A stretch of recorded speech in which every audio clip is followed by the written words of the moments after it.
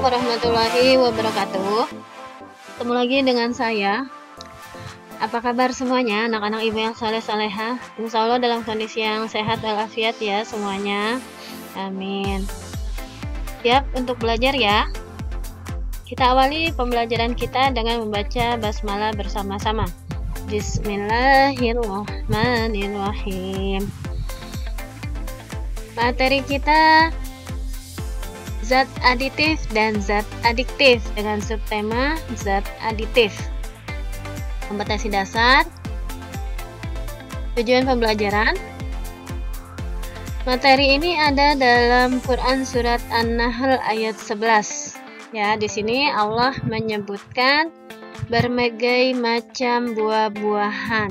Nah, ini buah-buahan kita yang berhubungan dengan materi kita kali ini. Kalau kalian melihat gambar ini, apa yang kalian pikirkan? Ya, tentunya makanan-makanan ini terlihat lebih menarik karena memiliki warna yang beraneka ragam. Ya. Makanan dikatakan menarik bisa dilihat dari beberapa segi. Contoh dari segi warnanya, atau dari teksturnya, atau dari aromanya yang menyengat, atau dari kemasannya yang unik. Nah, hal-hal itu yang mendorong kita untuk ingin menikmati makanan tersebut. Namun, pernahkah kamu berpikir bahwa makanan-makanan itu cukup aman dikonsumsi untuk kesehatan? Ya, itu yang akan kita pelajari kali ini ya. Agar suatu makanan itu menarik, maka ditambahkan bahan-bahan tertentu ke dalam makanan. Contohnya, ditambahkan zat pewarna agar warnanya lebih menarik. Nah, bahan-bahan yang ditambahkan tersebut disebut dengan zat aditif. Jadi, zat aditif adalah bahan yang ditambahkan dengan sengaja ke dalam makanan atau minuman dalam jumlah kecil saat pembuatan makanan, yang bertujuan untuk menampilkan perbaikan, ya, cita rasa, tekstur, aroma, memperpanjang daya simpan, meningkatkan nilai gizi, yaitu dengan adanya penambahan protein, vitamin, dan mineral.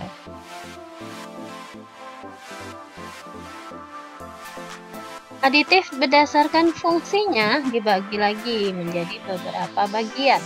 Ada pewarna, pemanis, pengawet, penyedap, pemberi aroma, pengental, dan pengemulsi. Berdasarkan asalnya dibagi menjadi dua, yaitu alami dan buatan. Yang alami ini tentu saja berasal dari alam, bahan bakunya dari makhluk hidup, bisa tumbuhan atau hewan. Contohnya untuk pewarna diambil dari tumbuhan, untuk penyedap diambil dari hewan, pengental dari alga. Umumnya zat aditif yang alami ini sifatnya aman bagi kesehatan. Kemudian zat aditif buatan melalui proses reaksi kimia, yang bahan bakunya berasal dari bahan kimia. Apabila dikonsumsi dalam jumlah yang berlebih, dapat membahayakan kesehatan. Contohnya di sini pengawet menggunakan benzoat, pemanis menggunakan sakarin, atau pewarna menggunakan tartrazin. Nah, ini adalah contoh zat aditif pada makanan yang ada di sekitar kita. Yang akan kita pelajari pertama yaitu zat pewarna. Pewarna tentunya digunakan bertujuan untuk memberikan warna yang menarik pada makanan. Nah, pernah nggak terpikir oleh kalian pada saat kalian membeli jajanan makanan di pasar, apakah pewarna yang digunakan itu memakai pewarna alami dari tumbuhan atau memakai bahan pewarna buatan? Ya, itu yang akan kita pelajari kali ini ya. Untuk menyelidiki apakah pewarna alami atau buatan pada makanan atau minuman, kalian bisa melihat di buku apa kalian? Aktivitas 5.2. Nah, di situ ada aktivitas yang menyelidiki apakah pewarna tersebut alami atau buatan. Silakan jika kalian ingin mencobanya.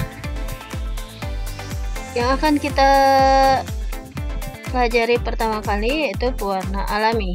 Ya, jadi pewarna itu dibagi menjadi dua. Yang pertama adalah pewarna alami. Pada gambar ini adalah contoh bahan-bahan yang menghasilkan pewarna alami. Contohnya pada ubi yang berwarna ungu, tentunya akan menghasilkan warna ungu. Kemudian ada bunga, ada buah stroberi, ada gula merah, gula kelapa, ada coklat, daun pandan, wortel, kunyit, biji-bijian, dan sebagainya ya. Nah, keunggulan yang diperoleh dari pewarna alami yaitu lebih sehat dan tidak menyebabkan efek samping dibanding dengan pewarna buatan. Sedangkan kelemahan yang dimiliki yaitu memberikan rasa dan aroma yang khas. Kemudian warna mudah rusak akibat pemanasan, warna pucat, dan jenis terbatas. Contohnya, pada saat kita memakai daun pandan pada makanan, tentunya kalau ingin warnanya lebih baik, lebih tajam, ditambahkan daun pandan yang jumlahnya berlebih. Tetapi penambahan berlebih itu akan menimbulkan rasa yang tidak enak pada produk jadinya. Nah, itu yang dimaksud dengan memberikan rasa dan aroma yang khas. Ini adalah jenis-jenis pewarna alami yang umumnya digunakan sehari-hari. Nah, tapi untuk pewarna hitam di sini menggunakan arang dan tidak dianjurkan untuk makanan. Yang kedua adalah pewarna buatan. Tentunya kamu sering melihat ya gambar pewarna buatan ini di sekitar kalian. Nah, ini merupakan proses reaksi kimia di mana bahan zat kimianya sintetis yang memiliki sifat hampir mirip dengan alami. Pewarna buatan ini harus melalui pengujian keamanan untuk kesehatan konsumen. Dan apabila sudah lolos dari pengujian keamanan, maka produk tersebut disebut dengan permitted color atau certified color.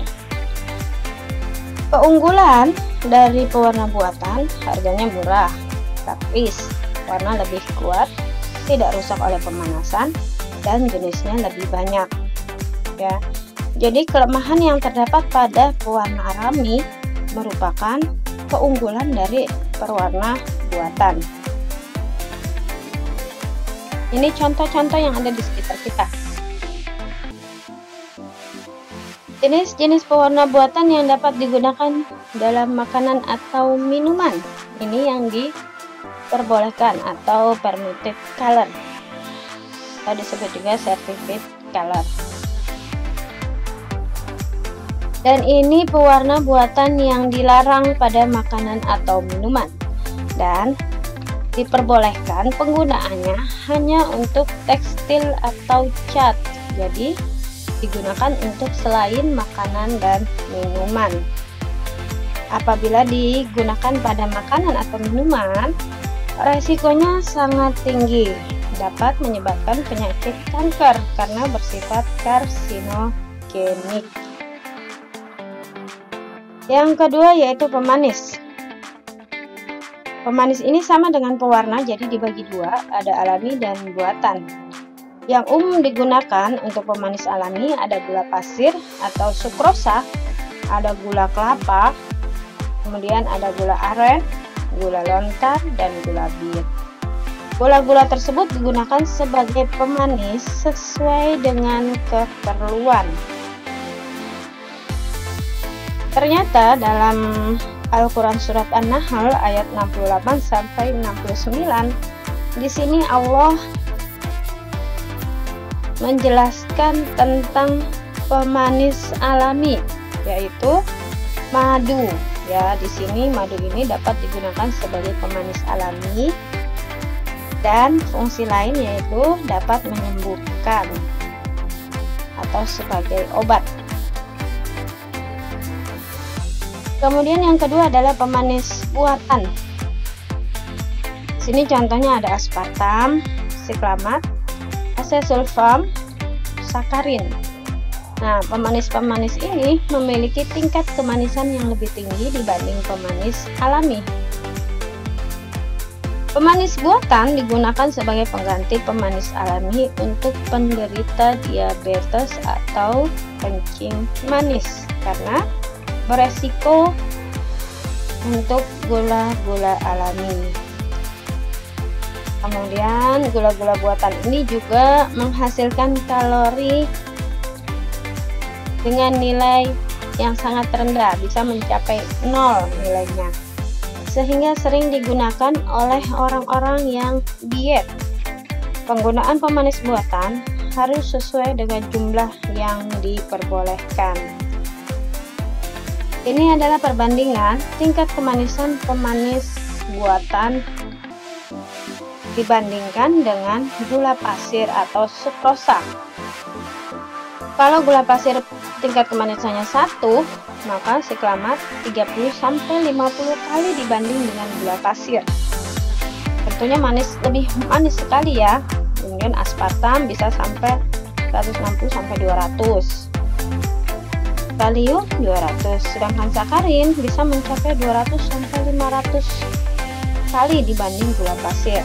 Nah, karena tingkat kemanisannya yang sangat tinggi, maka pemakaiannya dalam makanan atau minuman digunakan dalam jumlah yang sedikit. Untuk diingat bahwa asupan gula-gula ini memiliki kadar maksimal, ya, dihitung berdasarkan berat badan. Contoh, untuk gula pasir, asupan maksimalnya 30-60 mg per berat badan per kilogram berat badan. Siklamat 11 per kilogram berat badan. Jadi dalam 1 kilo berat badan boleh asupannya mencapai 11 mg. Ya, nah ini yang dimaksud dengan ambang batas. Jadi tidak boleh melebihi dari ketentuan ini karena dapat menyebabkan penyakit. Ya, demikian tadi materi dari saya. Kalau ada yang tidak dimengerti, kurang dipahami, silakan diinformasikan di media WA Group. Kita tutup dengan hamdalah. Alhamdulillahirabbil alamin. Sampai ketemu dengan pertemuan berikutnya, yaitu zat aditif yang lain. Wassalamualaikum warahmatullahi wabarakatuh.